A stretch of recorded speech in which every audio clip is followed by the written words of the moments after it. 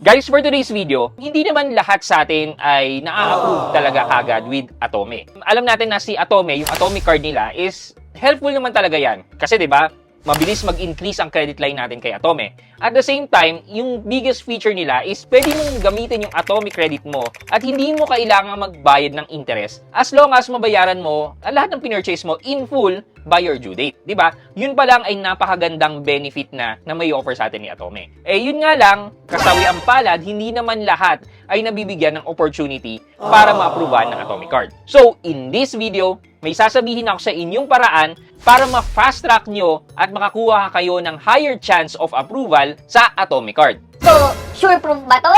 Well, yan ang pag-uusapan natin ngayon. So, samahan niyo ako, sit back and let's discuss coming right up.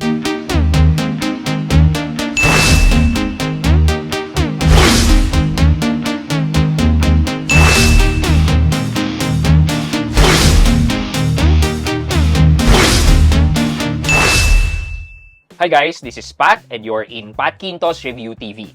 So if you're new here in my channel, I do reviews about personal finance na meron akong experience or meron na akong knowledge na ginawa ko kanina ng videos and playlists na makikita nyo dito sa taas. At kung bago ka dito sa channel ko, you may want to consider subscribing to my channel. Okay, so ano nga? Hindi ka na-approve ng Atome card, pero ngayon meron ka ng chance para ma-approve ng Atome card. Paano? Well, merong product si Atome na kailangan muna daw nating gamitin para tumaas ang approval chances natin to have an Atome card. Itong product na to ay related din naman sa pera, which is yung Atome Savings. So, sabi ni Atome is that if you use yung Atome Savings, magkakaroon ka ng higher chance of approval sa Atome card, especially dun sa mga laging nade-decline. So, paano ba nangyayari yan? Well, you just need to open an Atome Savings account and you can watch that video here na lang po wherein I detailed on how you can open an Atome Savings account. So, once na nakapag-open na po kayo, ito po yung mga kailangan nating gawin para tumaas daw ang chance of approval natin. Unang-una is kailangan daw natin mag-maintain ng balance with Atome Savings at the end of the month ng at least minimum ng 500 pesos. So, by just doing so,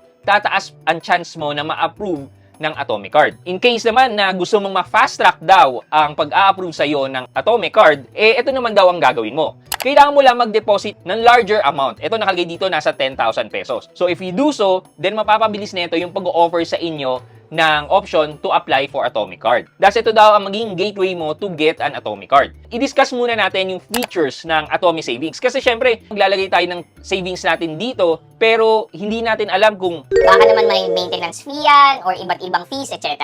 so si Atome Savings, hindi talaga si Atome ang nagpo-provide ng banking service. Ang nagpo-provide ng banking service dito ay si Netbank. So, take it katulad ng Lazada. Di ba si Lazada may last save? Pwede ka magbangko doon. Hindi naman si Lazada mismo yung bangko. Meron silang kinuhang third party na bank na magpo-provide ng banking service sa loob ng last save. Same thing with Atome. So si Atome kumuha ng partner which is si Netbank. And si Netbank ang bangko na pinagdedepositohan natin. Pero kasi dito, dahil nasa loob ng app ni Atome, ginawa niyang Atome Savings. So, when you open an Atome Savings account, wala po siyang minimum maintaining balance. Hindi katulad ng mga traditional bank natin na kailangan mo mag-maintain ng 5,000 sa inyong bank account para lang ma-keep active at hindi ma-charge yan ng maintenance fee. Dito po, zero maintaining balance and zero maintenance fee din. So, the interest po na binibigay dito sa Atome Savings ay 3.25%. It's the same interest na rin po na binibigay ni Netbank.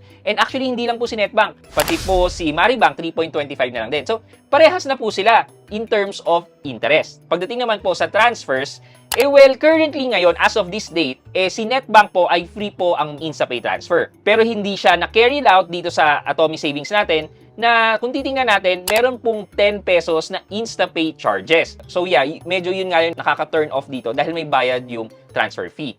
Kay Maribank naman po, di ba, meron po si Maribank na 50 bank transfers in a month. So kung titingnan po natin, medyo hindi kagandahan talaga ang features nitong Atome Savings. However, pagdating daw po ng August, si Netbank po ay magkakaroon na ng charges sa kanilang InstaPay fee. So, hindi rin naman siya 10 pesos. Mas mababa rin naman po ang InstaPay charges na i-charge ni Netbank na nagkakahalaga lang po ng 5 pesos per transfer. Pero syempre, dun ka pa rin sa bangko na nagbibigay ng free, which is si Maribank. Pero in this topic nga, kailangan kasi natin mag-create ng Atome Savings para ma-approvean kayo ng Atome card. Ipakita ko na rin po sa inyo ang itsura ng Atome Savings. Okay, when you open your Atome app, yan po, meron nakalagay po dito sa taas na savings. Pag click nyo yan, nakalagay naman po dyan, powered by NetBank. So, nandyan po yung account number nyo and then yung balance nyo. Then, meron lang po siya ditong dalawang button sa taas wherein you can deposit and transfer. Sa ilalim naman po, makikita nyo yung mga latest transaction nyo. And yeah, basically, that's it. If we click deposit, pwede na po kayong mag-deposit dito kay Atome Savings using QR. So, pwede kayong mag-generate ng QR and from your banking apps, dun nyo siya pwedeng i-transfer. And ipakita na rin po natin na napakasimple lang po. Just click transfer QR, mag-generate po siya ng QR, and then i-attach nyo lang po sa banking apps nyo. In my case, yan, Maribank. Tapos, ayan, na-process ko na po kagad yung pag-transfer ng 500 pesos. And nag-reflect na rin naman po siya kagad dito. When we click transfer naman, ayan, normal na instant transfer, lagay nyo yung amount and then the receiving accounts. And yan, pwede kayo mag-add ng bank accounts. Medyo limited lang po yata yung mga banks dito na pwede nila. Kasi like wala po yung Maribank or try natin Cbank, baka Cbank pa. Ayan, naka-Cbank pa pala. So, hindi siya ganun pa updated. Pero, you can use your Maribank account number dito rin naman po sa Cbank. So, pares lang naman po. Meron pong free transfer po dito if you transfer from Atome Savings to a NetBank account and vice versa. So, yeah, basically, ganyan lang po kasimple yung functionality na meron dito sa Atome Savings. In terms of pay bills, wala pong incorporated na pay bills, buy load dito sa loob ng Atome Savings. You need to go out dun sa Atome app mismo wherein nandun po yung pay bills option using the Atome card. Once created na po ang inyong Atome Savings, yun, mag-deposit lang po kayo ng 500 pesos, let it stay there until matapos ang buwan, then you get a higher chance of approval sa inyong Atome card. Or, kung gusto niyo na kagad na ma-offeran kayo ng Atome card, just place a higher amount para daw ma-enable ang offer sa inyo. Pakita ko lang din po sa inyo, get 10 times higher Atome card approval. 10 times higher pala. Get started with Atome Savings. So, pinapakidit dito na kapag may Atome Savings ka, yan, ganyan daw kataas ang chance ng approval mo kesa sa without Atome Savings. Follow these tips to get your Atome card. So, sabi niya, deposit 2 months in a row. So, kailangan daw nagde-deposit ka ng pera dito sa Atome Savings mo sa loob ng 2 buwan. Ayan, this shows your consistent saving habit. Tapos, kailangan mag-maintain at least 500 pesos by the end of the month. And then, ito, yun nga, yung deposit higher. So, kung tatanungin niyo po ako, ano ang masasabi ko dito? Well, somehow naman po, may chance naman po talaga na magkaroon kayo ng higher chance of approval. Lalo na po pag nakita nila yung saving habit nyo, yung pagde-deposit nyo. Kung makita po nila na merong pumapasok na malaking amount na pera sa inyong savings account, then that could be taken as a cue from Atome na bigyan kayo ng Atome card. This is the same practice na ginagawa ng mga bangko wherein nag-open ka ng savings account, nagsisave ka sa kanila, tapos nakita ng bank na, uy, medyo okay pala to, may pera pala tong taong to. ganun exactly ang nangyari sa akin sa BDO kung bakit ako na-approvean ng isang BDO Platinum card. So that practice, ini-implement na yan ngayon dito kay Atome card. But, ito yung malaking but dyan, hindi siya foolproof 100% na maglagay ka ng 20,000 dyan tapos magbabangko ka.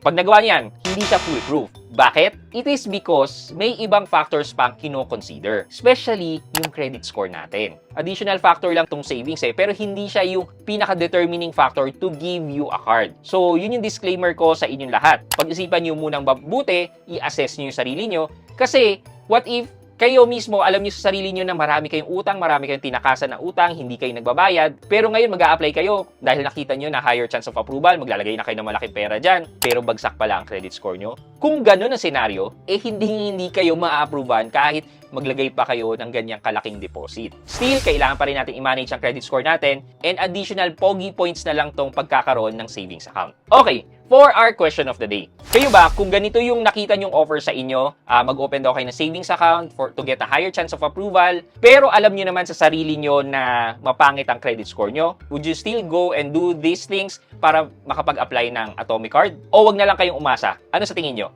Well, let me know sa comment section sa baba for our monthly giveaway. Yun lamang po for today's video, but before we end this video, mag-shoutout po muna tayo at shoutout kay Jonery Constantino at Jonery Constantino 9077. Sabi po niya, pa-shoutout po Sir Pat.